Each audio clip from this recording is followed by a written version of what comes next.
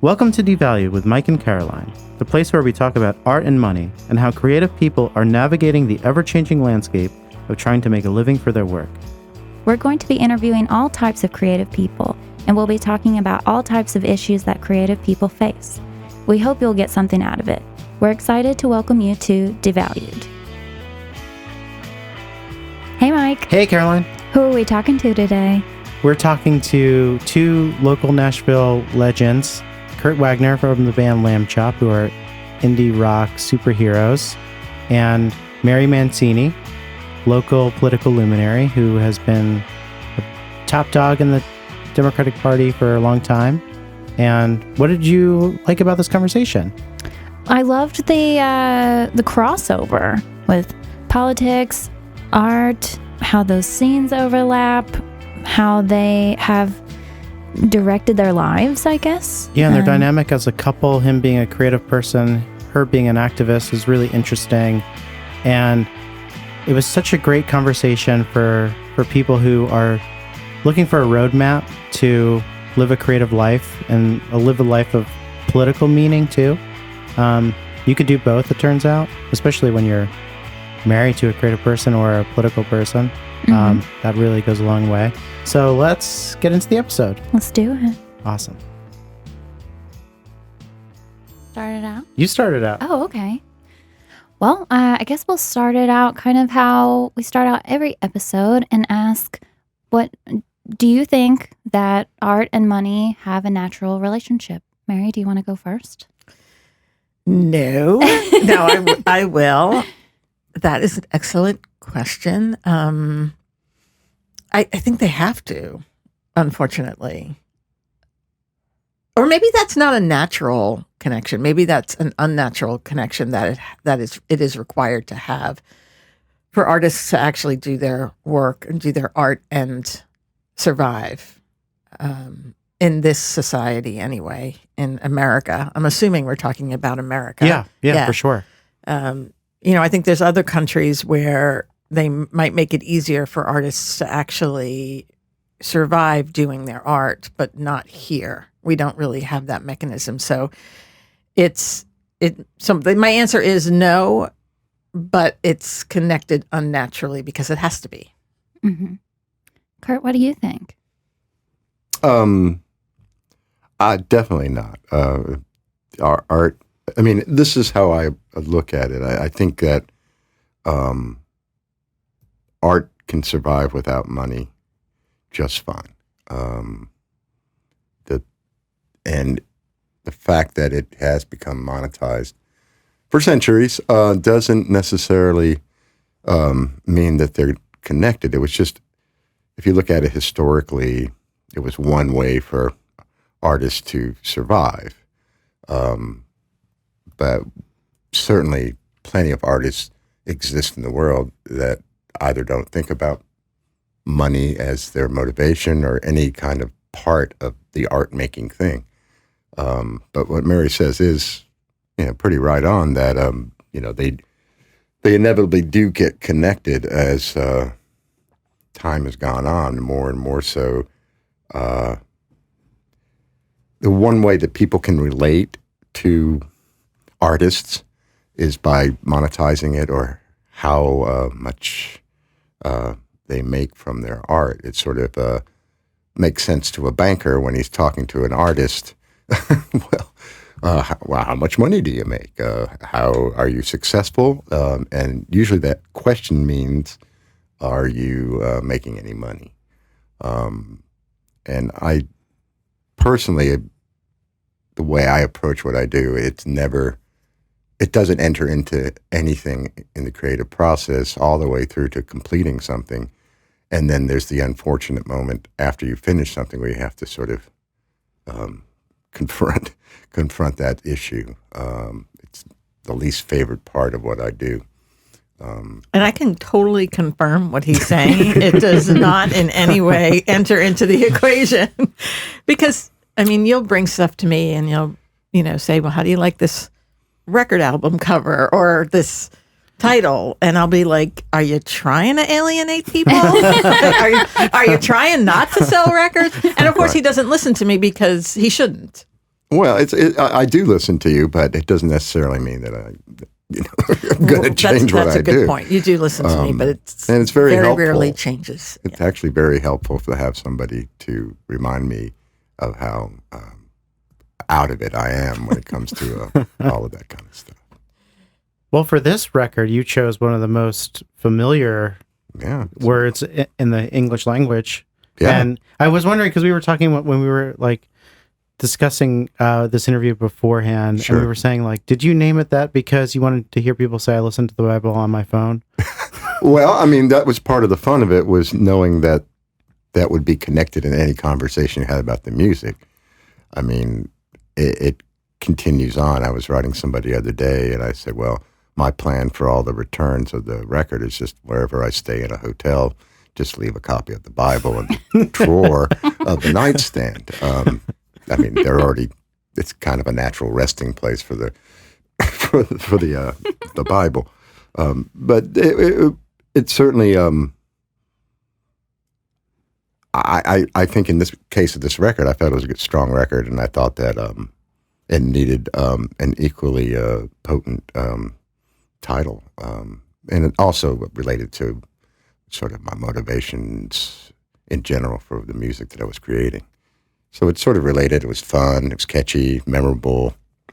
And, speaking of money, I guess the Bible...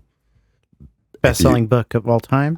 Also pretty much built Nashville, if you think about it. Right, that's true.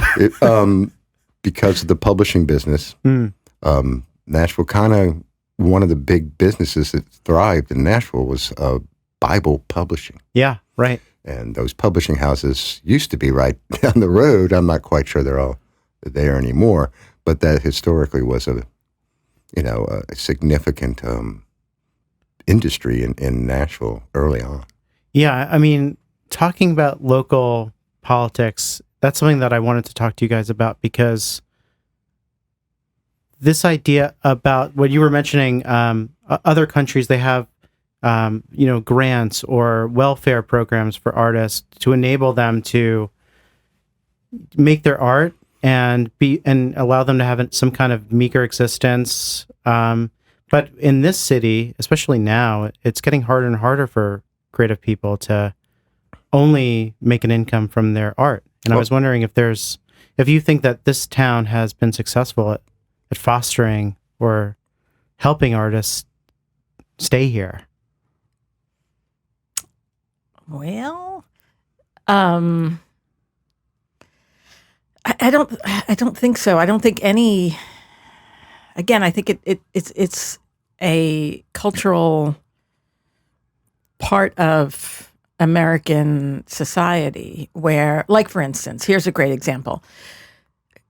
Maybe 5-10 years ago, we have an arts commission here in town, the Metro Arts Commission, and there was a great person in charge of it, and she was in charge of, as the city was developing, is giving grants to artists to do public art. And, there's one right when you're going downtown on Broadway towards the river, and it's near Ascend Amphitheater, and it kind of looks like a roller coaster, almost like half of a roller coaster slope or two or whatever. And it's really kind of nice, actually. It's nice to drive down Broadway when you can actually drive down whimsical. Broadway. Yeah. It's whimsical. Yeah. And instead of appreciating it for what it is, there were so many people who criticized it and said, why are we spending money on that? Right? Yeah. So I think that's more of especially in a city like Nashville, right, where there's so many things that are going unaddressed in terms of for the people that actually live here. I think we're getting left behind a lot in terms of most of the city's focus, or the city leaders have their focus on bringing more tourists in to spend dollars, and the people that are living here are going without sidewalks and affordable housing and transportation, public transportation. So I think this city in particular, because of that, the idea of fostering public art in any form is going to fall to the bottom, because you not only have people doing stuff for money and for greed and to sell off the city, you also have people that live here complaining about the things that they don't have. And so what's the last on the list is public art. So I think it's not a priority. I don't think it is going to be anytime soon because there's so many other priorities that are not getting addressed for a livable city. And so much of becoming a creative person is opting out of, working for the man, that idea of getting a job. And you seem to have both kind of succeeded at that. I don't know how you've done it, but I was watching an interview with you, Kurt, from I think 10 years ago, where you were saying that all you wanted to do was just see if you could do this, and you always thought that you were going to just have to have a job, and that you were kind of like lucked into this. Oh, totally. That is absolutely true. It just was sort of a coincidence at the time I sort of got out of one job. The music thing was enough to sort of sustain us for a while, and that was just coincidence. I wasn't going out there and looking for it. A lot of people do go out there and look for it, and some of them are successful doing so, and some end up going home, and doing something else. What makes that happen? I have no idea. Who knows what makes one thing work for somebody and the same other person not work. And there's no formula. There's no real way to predict that. Even though it seems like more and more these days, particularly in Nashville, there's a music industry here that definitely follows a pretty narrow path toward the monetization and the success of music from that perspective. That is a sort of a natural evolution for Nashville, because it's always been a music industry town above being like a live music town, like an Austin or New York or something like that. It was built on the music industry and the recording industry. And then from that went to the music publishing industry and all of the management aspects of it. And now those are that all infrastructure's here, in addition to a lot of, it's a place where artists live because they realize it's a sort of centrally located place in the east of Mississippi. And so they can strike Chicago, New Orleans, New York, all very within your reach, and it's a great place to be based at. So, Mike, I just want to go back, though, and address your question, because it may be important in terms of what your podcast actually delivers to people, to kind of go over what our stories were, because it is exactly what you said. Well, it's not exactly what you said. It's kind of the opposite, because when we first met, Kurt was a construction worker with a master's in fine art. Oh, wow. From Bozeman. Yeah. From University Montana State, right. Yeah. And I had a record store. I had Lucy's at the time, Lucy's Record Shop. Right. And then kind of almost simultaneously, I got out of that business and went to work as an office manager in a job, because, we were looking to have kids, and Kurt was almost simultaneously also working the construction job and actually putting out music. And I think and maybe you should probably tell this, not me, but your music came from what you were doing on the side. You were working full time, and then on weekends you were playing music with your friends, and that's how it. Yeah, I mean, I was basically doing the music whenever I wasn't working, so that could have been like I get off at 3 and I'm doing something by 5 after my nap, or whatever like that. But again, that was more or less because I was just about practicing artist, and that turned out to be part of my practice was music, in addition to painting, and those were two things that I was doing, outside of just doing the construction work. And the construction work was just a means to an end, money, and paying the bills. Yeah, and it's the same. Those things that haven't changed. Again, you can go back to Michelangelo or whatever. The guy was working for a Medici or whoever, and to get money, but also to realize his vision. So those two things are intertwined. When you work in construction and then you're going to play at Springwater, those are not connected, in the same way. You're not relying on Springwater to make your living. You're working construction. And then what I've noticed now is there's sort of like this immediate jump. Suddenly it's about, I'm going to be a musician. I'm going to make money. Here's my manager. Here's how it's going to go. And here's our plan. And, and it's very complicated now. And there's a lot of different ways you can bring in money for it. But I still think that if that's the motivation, you're pretty much doomed to fail, and probably aren't going to be satisfied as an artist if you are not successful and if you do not make money. Like, a lot of people will end up doing something else with their lives after, say, 5-6 years of trying. In my mind, I've always been like, well, I'm going to do this regardless. And a lot of the artists that I like and know, they would do the same thing. For whatever reason, their work, or they're able to survive on their work, or at least for a while.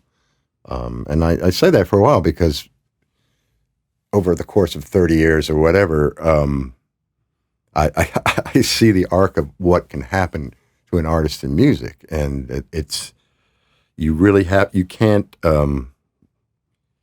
have to have something more in it. You have to be in it for more than that reason, because that reason is fairly fickle and temporal. It comes and goes with people's interest in fashion or that particular style of music that you're into. That can come and go and then come back again. Who knows?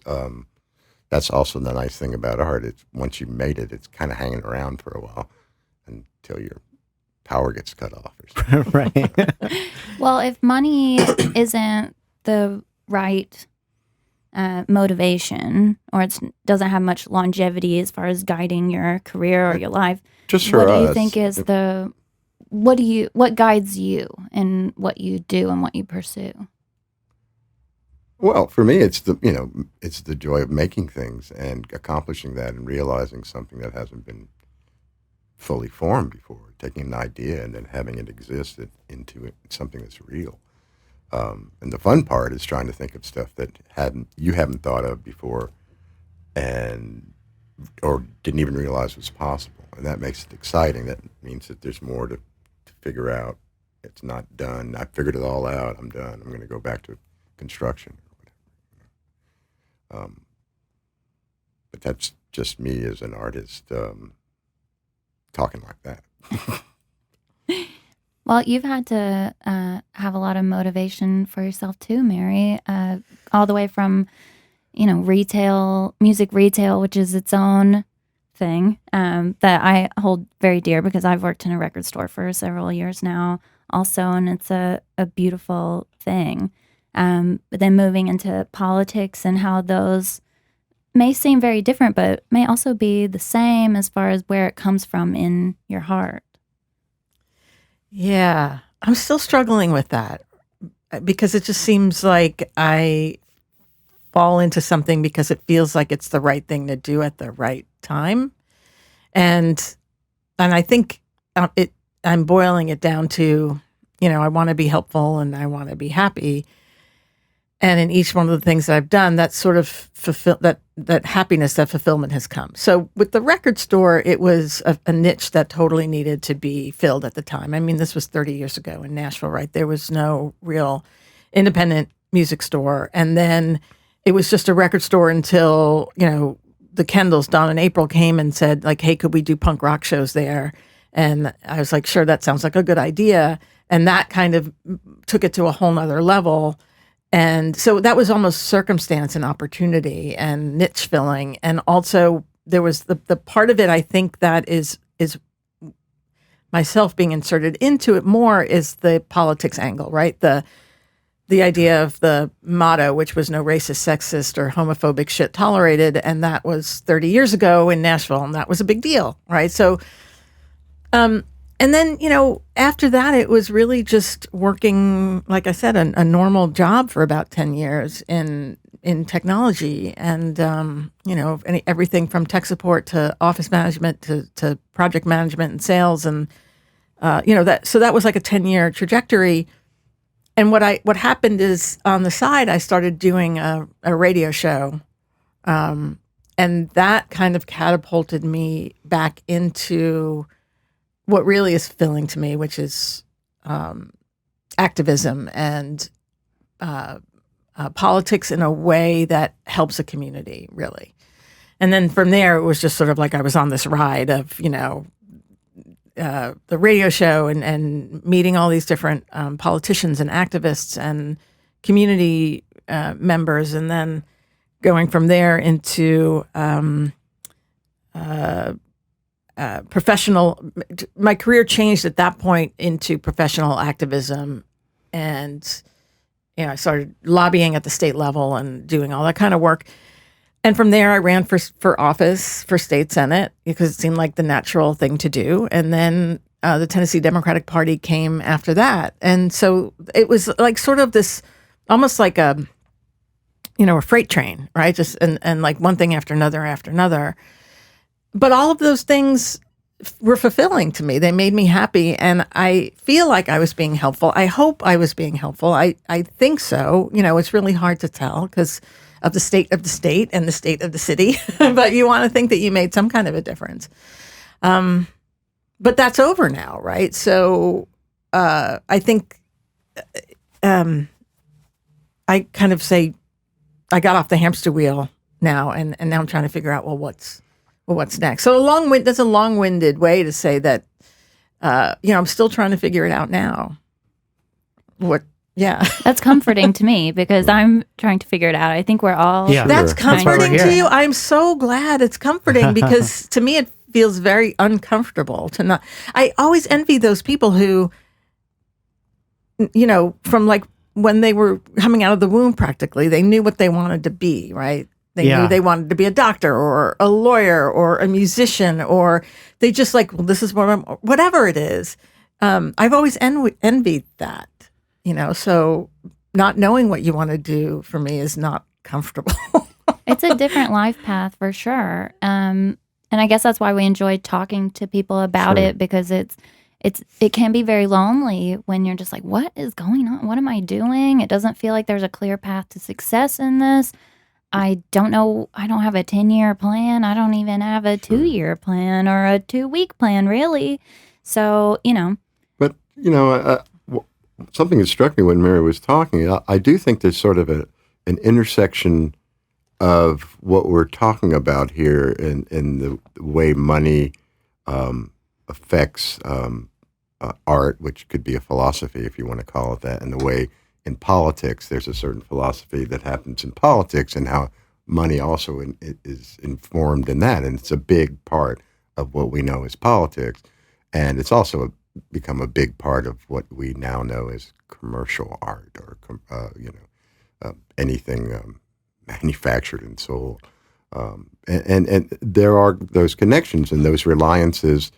I think are a little stronger in politics. It definitely relies a lot upon money. It shouldn't. In theory, your political ideals are good, true ideas, but unfortunately, money is the thing that sort of has become more and more a part of it. Even though people have tried to sort of ramp that back, it's the way things are, and it is interesting. The same thing happens in the world of music as well. In a different way. I mean, you can still go out on the corner of Broadway and, hopefully, and sing and make a dollar or two until you get arrested. But that is another way to directly deal with that. You can also stand on the corner in Broadway on the soapbox and talk about communism until, probably get arrested as well. But there you have it. I mean, there you could have a hat out there to toss money into if someone's saying something that you think is worthy of chipping in. It's kind of interesting, and then there's political artists. we could get into that as well, right? Yeah. Amazing. Over the years, there's been some really incredible, heavy people that, somehow figured out how to mesh those two things. Three things: art, politics, and commerce. So that's an interesting little combo there. And how do you? It gets pretty complicated, and certainly it is ripe for criticism because you're touching on some pretty, hot topics. Yeah, I mean, I read this interview that or I think it was an essay that you wrote about seeing the Grateful Dead here. Uh-huh. And you described this kind of beautiful hippie scene where, the length of your hair determined what your politics were. And right. At Burger King, people were ordering Whoppers without meat as a political statement. Yeah. And it's so, it's from this angle, it's almost beautifully naive because now, like, that hippie movement has been monetized and counterculture has been monetized to oblivion, and even indie rock and punk rock has been monetized. Right. And so when you were growing up in Nashville as, a Deadhead or as a punk rocker,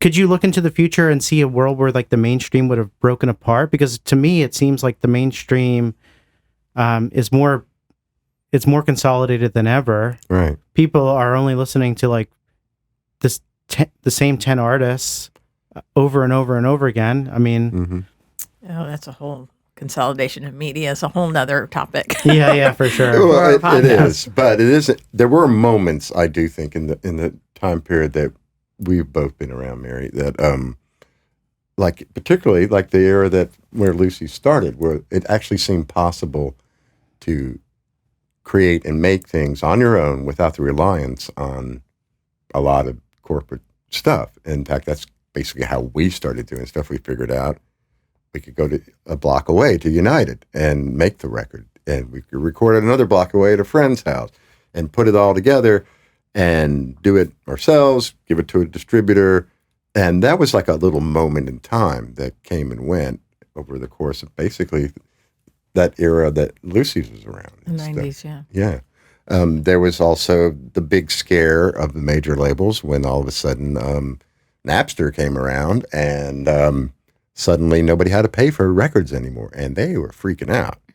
And I kind of thought it was kind of cool that, yeah, I didn't get a lot of support from any of the label people because I had that opinion. But I thought as far as it was a good thing for music overall, turned out to be a great thing for them in the long run. Yeah. They just panicked and didn't know exactly how to deal with it. So that's two little moments that happened there. Right. And if you go back to when I was growing up here in the 60s and stuff, just the notion that there was interest in music in a sort of open, in a bigger way than that had been conceived of before. That the very thing that happened on Alumni Lawn with the Grateful Dead and stuff was an example of like, where did all these people come from? They did not show up to go see Hank Williams. About half of them probably would have back then, but the scale had been growing, and there was an interest in that type of thing, and the monetization of it was already happening and was soon to follow in a bigger and bigger way through the 70s into the 80s. And then there was another swing back away from it. I always, at the time, I remember when punk rock started and new wave and stuff, it seemed to me like, oh, these guys aren't interested in money per se. And there was a certain element of that, like the Discord people in DC, that they were very ethical about it, but they're, still they charge to go to a show or whatever. Yeah. Well, Fugazi $5 shows, Right. Right. And it had a big influence on a lot of artists at that time. But that led into the 90s, and there was a lot more. So it has these moments where it sort of almost breaks apart to a place that's a little more, less,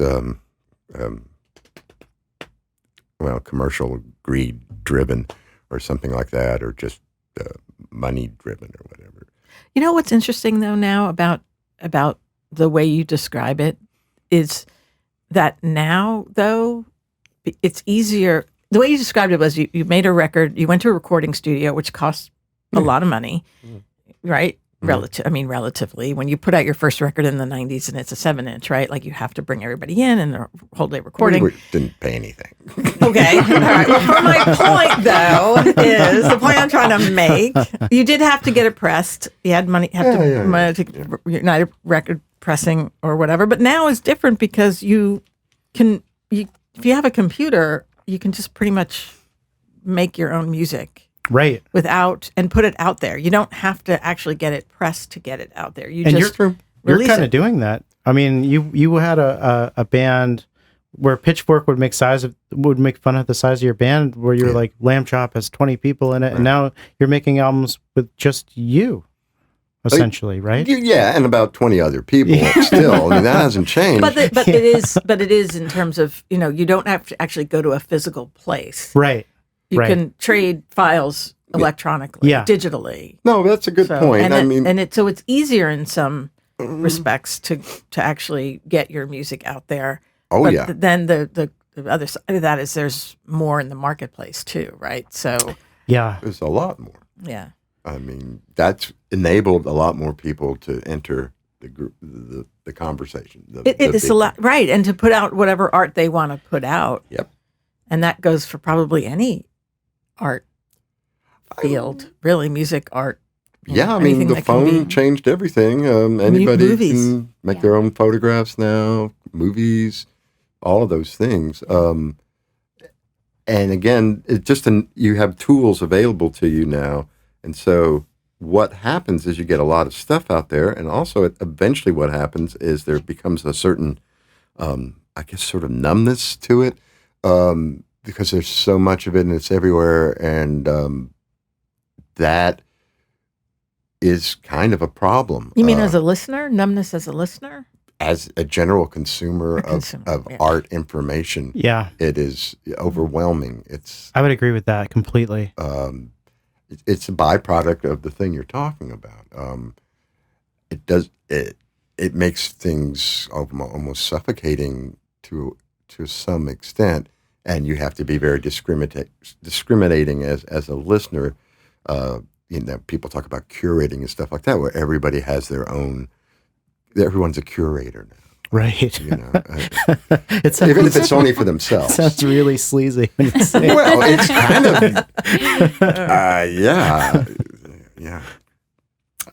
It's fascinating, and I don't think it's stymied creativity at all, but I do think. How we rank it as special has gone down a few notches.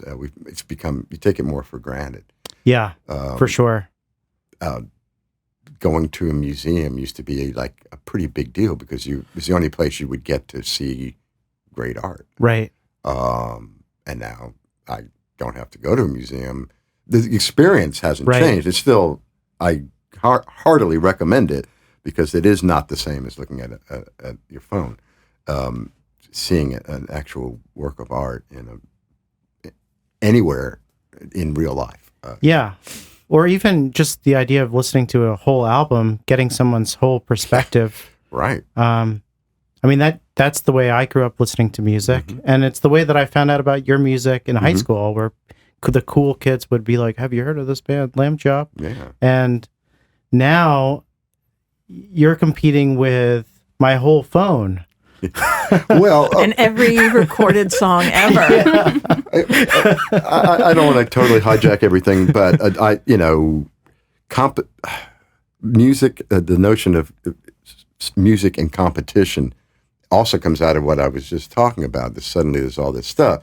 And I don't believe that music is competition, for one, or art is, but it does compete for the space in your brain at one particular time with something else. You have to make these kind of decisions about the thing you're going to listen to because there's a lot of it, and a lot of it is competing for your time, your attention, your money.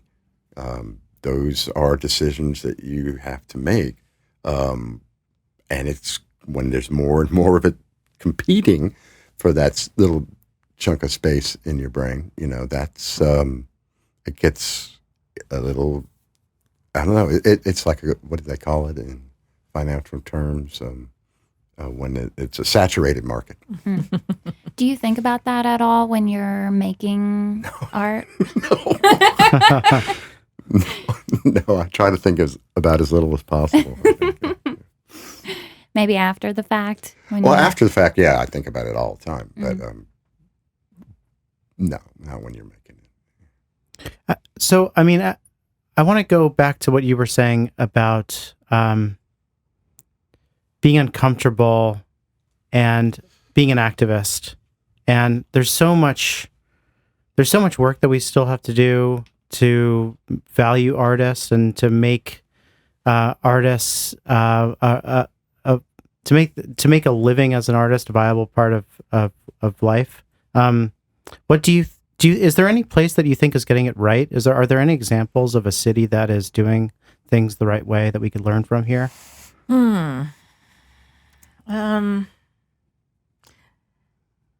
I mean, I thought Portland was, but apparently they're having some issues now too. But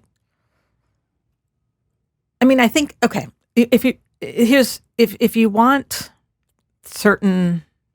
the things that you value to be valued, yeah, we have to rely on our elected leaders to help us implement that, right? That's why we elect them. We elect them because we want them to represent our values in whatever legislative body they're in. So we elect them because they do think that public art is important. We elect them because they do think that public transportation and access to affordable housing is important. That's ideally what we do. And on every level of government, you can go up and up and up depending on what they legislate on. But the reality is, I think going back to what Kurt said, is unless we take money out of politics completely, 100%, and this is from somebody who spent 2 years running for office. Well, 2 years before that, raising money for this organization that I ran as an activist. 2 years raising as much money as I could to be a Democratic candidate for state senate. You had to at least raise like $150,000 to even have a shot. And then I spent 6 years as the head of the Tennessee Democratic Party raising, I did 90% of my job was raising money. I mean, that's what I did, right? Because that's what fuels the machine. That's what fuels the levers of power. And so removing myself from that and people, when I was in those jobs and doing those things, I knew, let me just speak for myself. I knew that it was corrupted, had a corrupting influence on it. But that's the game that you're playing. That is the way the system is built.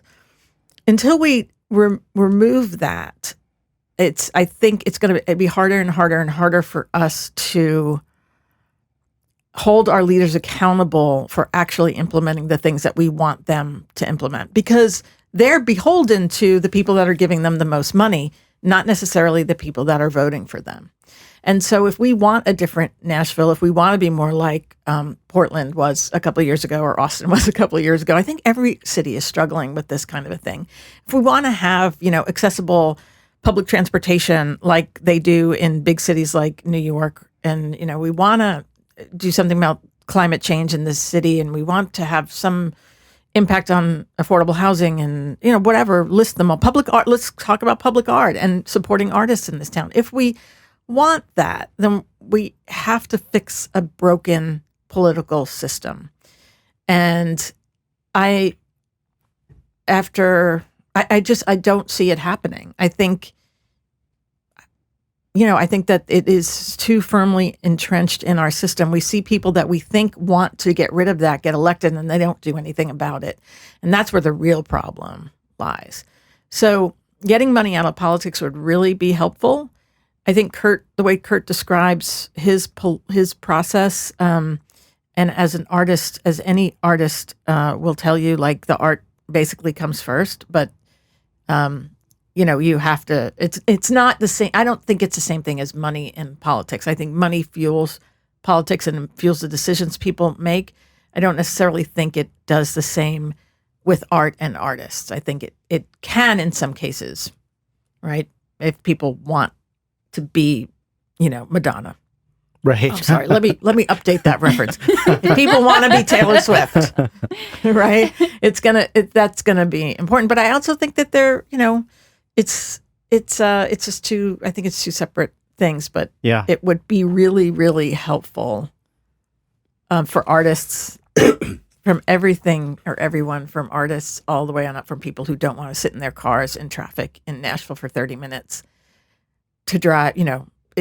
To hold our leaders accountable by taking that money out of the whole rigged system. I mean, that certainly is the ideal. And as Mary said, it's looking pretty grim as far as how is that can that even happen? It's kind of a paralyzing question, really, when you think about it, because there really is no, it just stops you cold, you just kind of go, wow, that's sort of like, well, it's not even a conundrum. It's just, you just get stopped cold by the notion that, is this it? Is this as good as it's gonna get? What do we do? Do we give up? Do we, you don't give up, obviously, but it is fraught with just doing it anyway, just trying to do the right thing. And a lot of people end up internalizing it and then trying to just be a better person, trying to treat each other better, things like that. I mean, that goes a long way, as far as at least feeling you're accomplishing your ideals, at least on a very micro level, even if it's just your family and your friends, and maybe it grows a little bit bigger than that. And so you still have that, I think, and that doesn't necessarily cost money, to do, I think, and it's truly a beautiful part of what you can get out of you having these goals of a better society and a better world. You can comfort yourself, at least, that you have that to control. Yeah. And knowing that we're not alone in it. I mean, Absolutely. The four of us at least are doing our best. I think there's a lot of people that way. It's just that you feel like, even if you're the majority, you feel like there's no way that's, it feels hopeless in a way. But again, you gather together, you have conversations, you talk, you at least try to, reinforce each other's, beliefs and your own. I read this interview with you in Tone Glow, Mm-hmm. and you were saying that you have to choose what you want to get out of creativity. That's true. You do. And I think anybody who really wants to be an artist has to at least ask themselves, what do I want out of it? What is going to make me happy? And those are big questions, but I think and there may not be necessarily an answer you can come up with right away. I mean, a lot of times questions don't always have to be answered. They just have to be asked and considered. You don't have to have there's no right answer per se, but the fact that you're aware enough to ask yourself, well, what do I want out of this thing? That's both fun and exciting and challenging and difficult and disappointing and enriching, and it goes all these different extremes. I think it's one of the most important questions an artist can ask themselves, other than is it done yet? I mean, living with a creative person, is it as maddening as it would seem, like from the outside when someone's working on an album? What is it like for the partner? Is it crazy? It's not. It's not surprisingly, if you know Kurt, it's not. It really is for me, I don't know when he does it. Like even with the pandemic and me, not working for the last couple of years and being home most of the time, I still don't know how he puts it together. Like, when is he writing? When is he writing these songs? Like, I can't see it. It's because I'm pretty stealthy. He is very stealthy. It's the oddest thing. It's so weird. And then all of a sudden he's like, "Oh, I'm putting out a new record." I'm like, "When did you do this?" Because we have a very normal life, right? We Absolutely. We cook dinner. Yeah. You know, we do the stuff that people do. You just do the thing that you're going to do. Yeah, but no, it's weird. I just have a different every artist is different. I like to sort of be pretty private about it until eventually you hear what I'm up to. Yes, he does.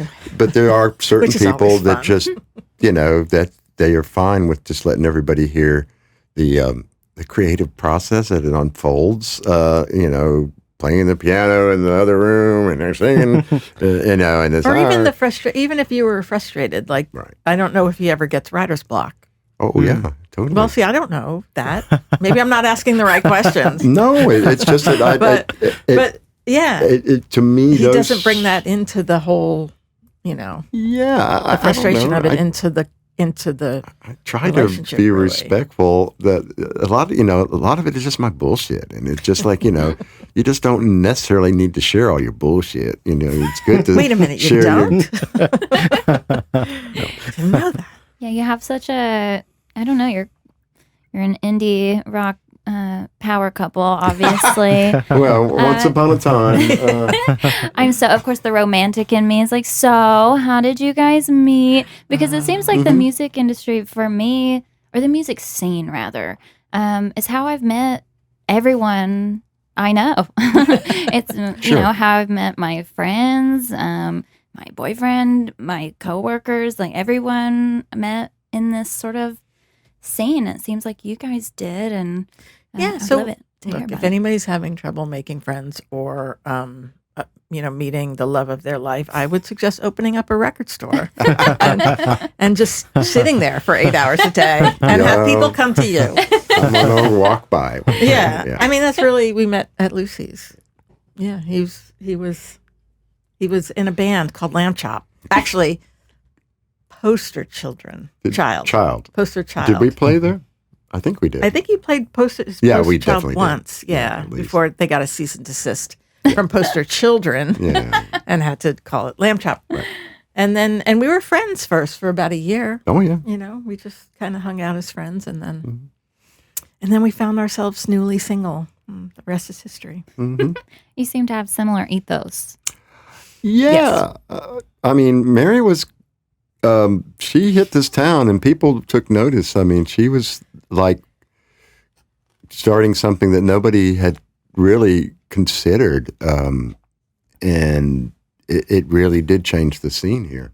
Let me just push back on that a little, because I think thank you. I think it coalesced, if that's the word, the scene, right? Because it did coalesce the scene. The scene was going on. The scene was going absolutely. on. It just gave it a focal point. And when I was talking to somebody from from Fun Girls from My Pilot, and it was a band back in the day, and he made that point. Like, there are cities that have punk rock scenes or any kind of scene, artistic scene or whatever, where bands go around or and play different places.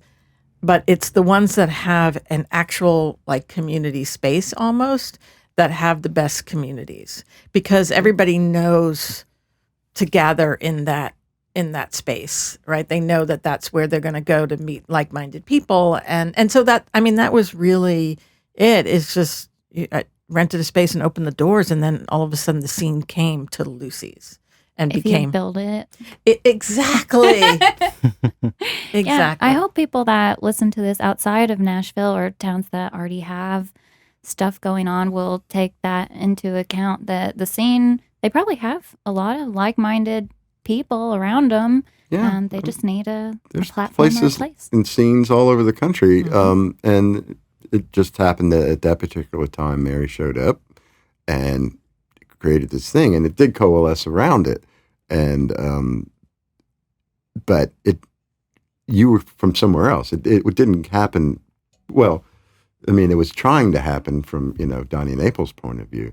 So it was together with those guys that really it happened. But regardless, you brought it to reality by having that space. And It was it seemed to be the right thing at the right time. right. For the right people with the right people. It was like it's just kind of a weird, perfect, amalgamation of all those things. There is a place actually in Seattle called the Vera Project, VERA Project, and they took it to the next level, and it's almost like I wish I had thought of it kind of a thing. And I'm thinking of it now though because they not only have a performance space, but they also have artistic spaces and office spaces and communal spaces and maker spaces for that kind of DIY punk rock community. And it's almost like a hub for those kinds of things. And they've been going strong for 20, 30 years or something like that. And it's a nonprofit. And I think that would, there's a lot of great things, again, happening in Nashville in different parts of the city.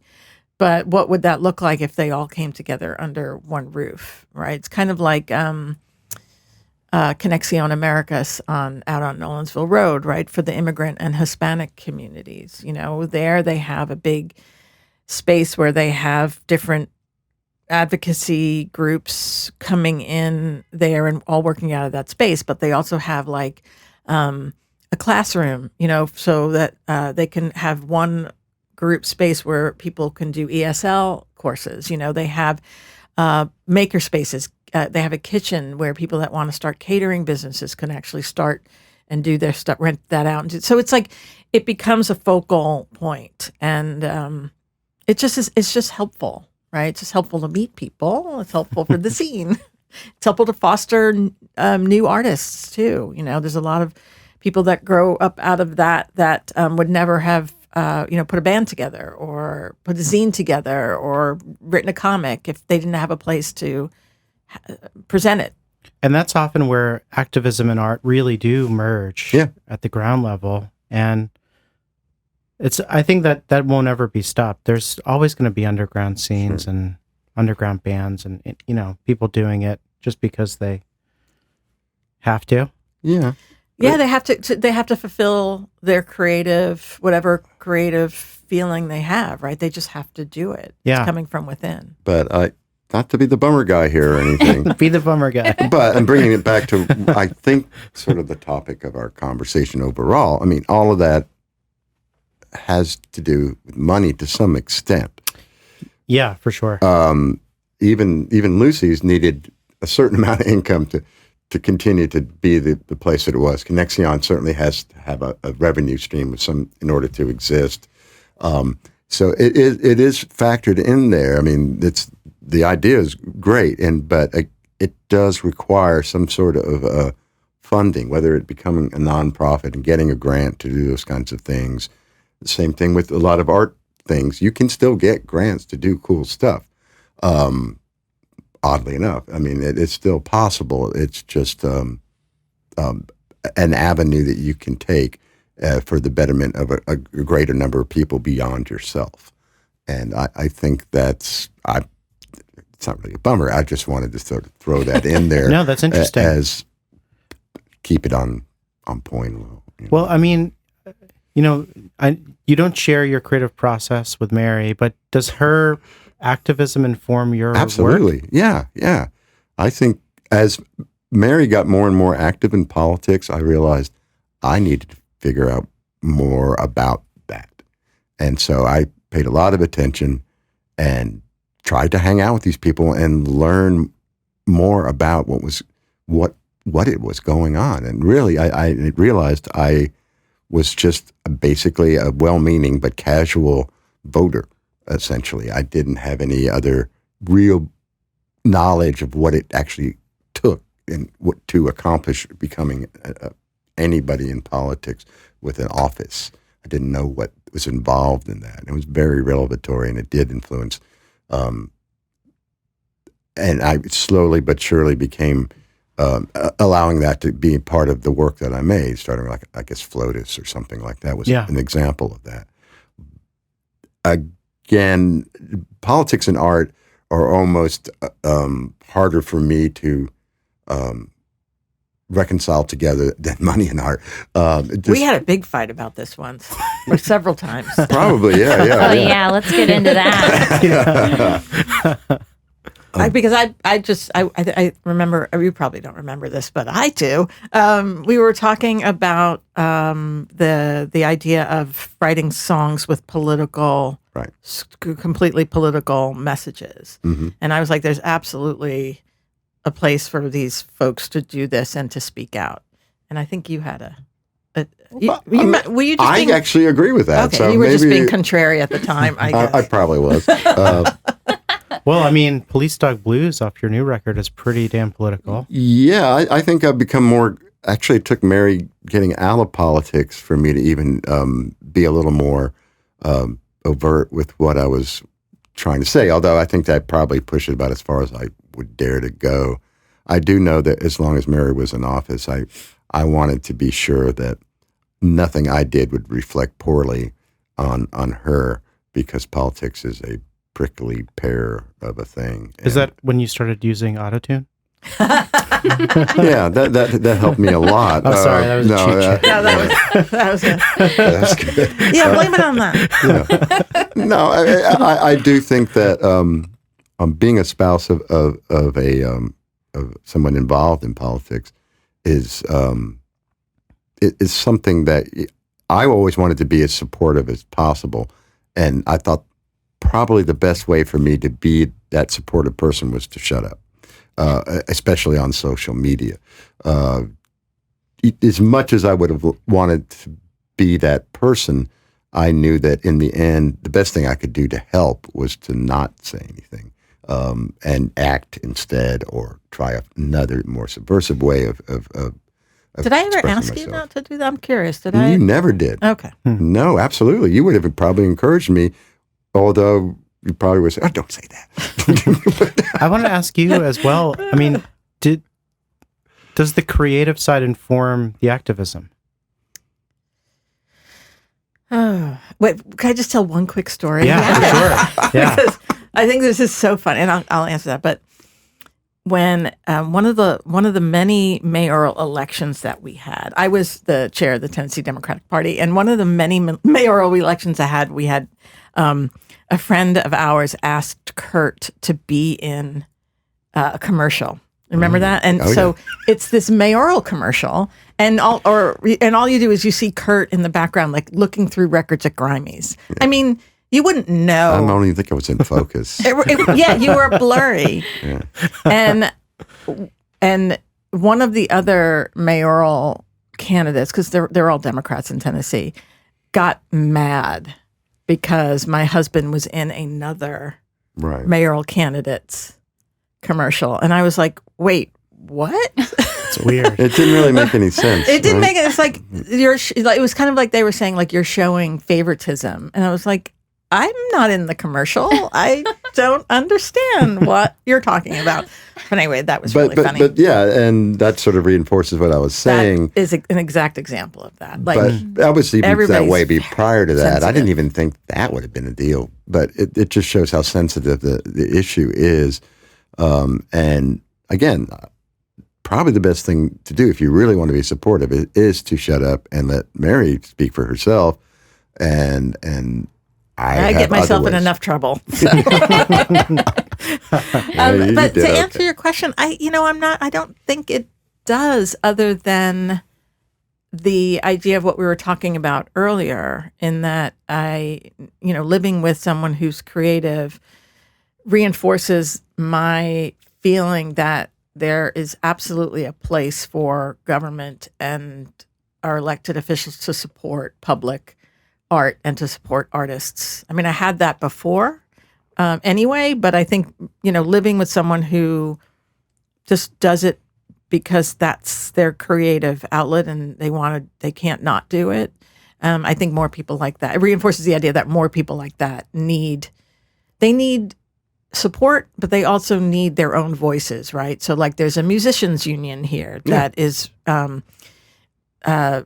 that should be in existence to speak for the creative musicians in town, right? So they need their own activists as well. There's groups that actually help musicians and music adjacent people navigate the healthcare system, right? So there's an important, they have an important role. So the fact that it just reinforces the idea that our public structures need to support creative people. Yeah. And the working class in general, I guess. Just That's exactly right. Yeah. Yes. I mean, exactly. You know what? You are 100% right. It's just about people who are who have to work for a living. mm-hmm. Yes. Yeah, and I guess we kind of battle, just to touch on, like, thinking of being an artist as having a job. Like, it is work. It's a beautiful thing, and it's hopefully something that artists enjoy doing, but it is labor, and it deserves to be valued as such. Absolutely. That's a great way to put that. 100%. Yeah.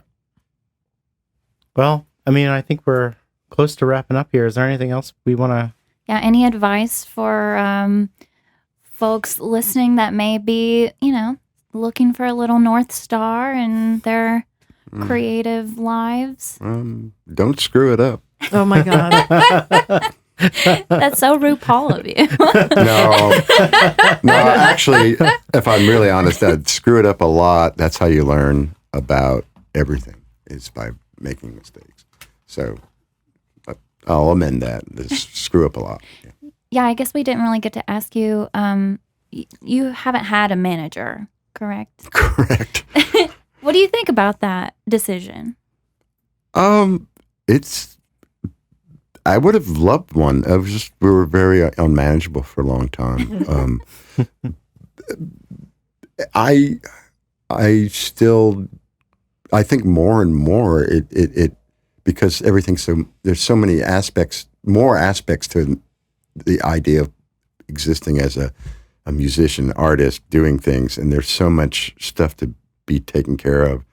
I can see it being almost essential for people, and it's just, especially today, whatever, the 26th of October, 22. It's just everything's very complicated. I've been always lucky that I've worked with people that have been, a lot of people take extra time and help me through the various aspects of it. And I rely upon all these people, from record labels to booking agents to people helping me managing my publishing or whatever, and all the complexities of social media, on and on and on and on. That's a lot for even a manager to think about doing. And having a group of people that you have worked with for a long time, and you build those things up, that equals a manager. So it's sort of facetious for me to say, oh, I'm not managed, but I have this incredible group of people that are helping me and have helped me all through my life. And that includes Mary as much as anything. I mean, that is also an important part of what sustains artists, is the relationships you have with your loved ones, and how you have to make certain decisions based upon, is it about me or is it about my family, and stuff like that. And all of that stuff is what, I guess that's all management too, right? Yeah, it's interesting, because now thinking back on it, I think that's, talking about not really knowing when he's writing, or, when he's producing something or making a new album. There have been times, though, when you have talked about, how hard it is to be your own manager. Yeah. Like, I wish I didn't have to do all this other bullshit because I could be making music right now. And so it's almost like if you are able as a creative person, and you can find someone to help you manage the business side of it, that's key and really important, because that leaves you more time to actually do the creative process, or to actually create. But it's very rare that it's rare that bands and people get to that level. Well, a lot of my decision early on was, I don't think we can afford to have a manager. That's the other part of it. Yeah. I mean, we weren't getting paid for at least 10, 12 years. We were just doing it as something fun and a nice vacation to Europe every now and then. But nobody came home with any money other than maybe what we sold at the merch table or something. and because we go back to work, and so we were free of that responsibility. And I think that's an ideal situation for anyone developing as an artist, is to not feel they're reliant on making that money in order to consider themselves an artist. But to actually, that is not legitimizing yourself. Your work is the legitimacy. Whether it's good or accepted, again, can occur without you spending a dime, really. Right. It or not. Yeah, for sure. As things get more claustrophobic. But so the idea of, us having a manager was we can't afford that. And I think that's why the few times I did tip my toe into the water, they looked at it and went, I can't make any money on these guys. They don't make any money. They spend it all on music. Crazy. But I absolutely see a reason for it now. It's just, I do know that it is challenging both ways. Management sounds like a good idea a lot of the times, but it can also be a hindrance, and you have to know when to put that aside and to deal directly one-on-one with people in order to get your point and your voice heard properly. Management can be used as a buffer or a protective device, and it can also be off-putting if you're trying to get something understood between two people. It's like you don't always need a negotiator there in the room for you. Yeah. It helps when you're trying to talk a guy off a building. Or right. something like that, like in the movies. But it doesn't necessarily have to be like that. If you're just right there on the building with him, you're just talking about it. That's true. But I love that idea that money doesn't legitimize you as an artist. The work does. Yeah. Of course. Ultimately, I mean, you can be dead and gone, and that money is spent. You're right. But what's left is somebody going, "Oh, wow, have you heard this Big Star record?" Right. Right. Well, thank you so much for coming on. This Thanks has been for awesome. having us. Thank you so much. Fun. Yeah, I appreciate it. Thanks for listening to Devalued. For more information about our podcast, please visit devalued.show.